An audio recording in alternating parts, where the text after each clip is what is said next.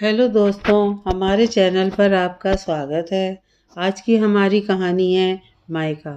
संजना बहू, सुबह फ़ोन आया था, गर्मियों की छुट्टियां लग रही हैं, सोना मोना और बच्चे आ रहे हैं।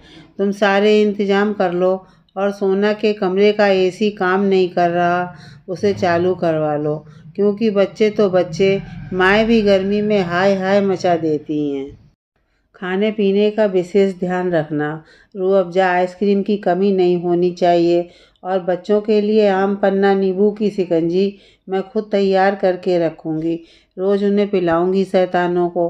हंसते हुए सास अनीता जी बोलीं। बेटियों के आने पर उनकी खुशी का ठिकाना ना रहा।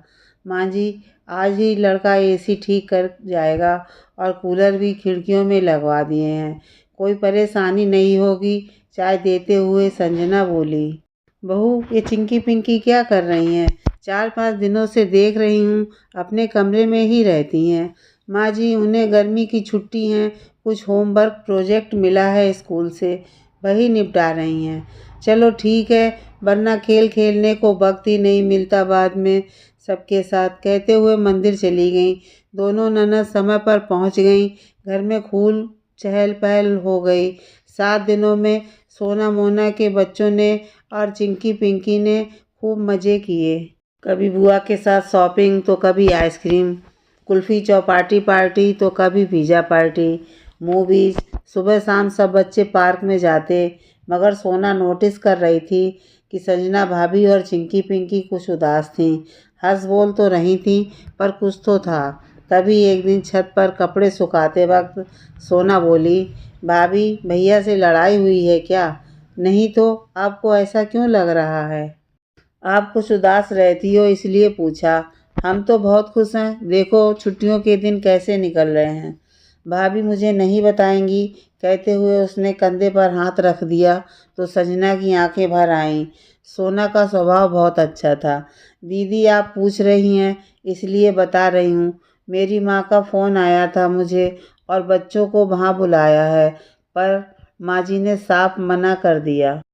बोली, तुम्हारे छोटे से कस्बे में ना बिजली है ना पानी, बाहर जाकर क्या करोगी? मेरी पोतियाँ इतनी गर्मी में बिना सुविधा के कैसे रहेंगी? अब आप ही बताओ दीदी, मायका संपन्न हो या गरीब, मायका मायका ही होता है और वहाँ की हर गली में बेटी की जान बसती है। पेड़ पर डले झूले सावन की याद दिलाते हैं। घर कैसा भी हो, बड़ा या छोटा, पर माता पिता का दिल प्यार से भरा होता है। वहाँ का हर कोना मेरे प्यार की कहानी गढ़ता है। पापा हम लोगों के लिए खुश होकर कितने फल मेवा से घर भर देते हैं। माँ तरह तरह की मिठाइयाँ बनाती हैं। बच्चे नानी की कहानियाँ सुने बिना सोते नहीं। फिर वहाँ असुविधा कैसी? और कौन नाना नानी अपनी बेटी के बच्चों को असुविधा होने देते हैं? और फिर आप लोग आने वाले थे तो हम कैसे जा सकते हैं, कहते हुए चली गईं। सोना को सुनकर बहुत बुरा लगा कि माँ भाभी को मायके जाने से क्यों रोक रही हैं। भाभी, आप चिंता मत करो, सब ठीक होगा।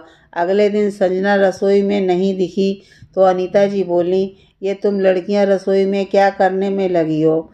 बहू कहाँ है? मम्मी वो जाने की तैयारी कर रही है, तो हमने सोचा फटाफट खाना बना लें। तैयारी? कैसी तैयारी? बहू कहाँ जा रही है? मोना ने कहा, मम्मी, गर्मियों की छुट्टियों में बेटियां अपने मायके जाती हैं, वहीं जा रही हैं। ऐसे कैसे मेरे मना करने के बावजूद भी जा रही है? संजना, बाहर आओ। तुमने कैसे तय कर लिया कि तुम नंदों के आगे अपने मायके चली जाओगी? माँ जी, वो बेचारी बोल नहीं पाई। मैंने तुमसे कहा था ना, इन लोगों के जाने के बाद 2-4 दिन चली जाना, आखिर वहाँ है ही क्या? सोना बोली, माँ, गर्मियों की छुट्टियों पर सिर्फ नंदों का नहीं, भाभी का भी हक होता है। और क्या लगता है? सुविधा सुविधा, भाभी का घर है, उन्हें सुविधा है, आपको क्या परेशानी है? उन्हें जाने दीजिए। और हम दोनों ने मिलकर तय किया है, भाभी अपने मायके आज ही जाएंगी, वह भी पूरे 20 दिन के लिए।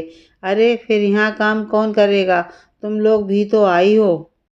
अरे माँ, काम करने के लिए ज़िंदगी पड़ी है, अभी उन्हें भी मायके के मज़े ले लेने दो, फिर हम सब हैं ना, सब मिलकर कर लेंगे। मोना अनीता जी को गले लगाते हुए बोली, अब ज़्यादा नंदों के नाम पर हमारी प्यारी भाभी को टॉर्चर मत करो, वरना कल को हमारा पत्ता साफ हो जाएगा मायके आने का। दोनों सोना मोना हंसते हुए बोली, नहीं नहीं, मुझसे गलती हुई, लेकिन बेटियों ने एहसास करा दिया।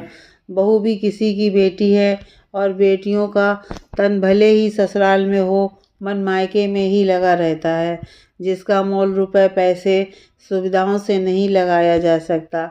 इंतज़ार रहता है कब मौका मिले और मायके की गली पहुंच जाए। जाओ संजना बेटा, खुशी खुशी जाओ।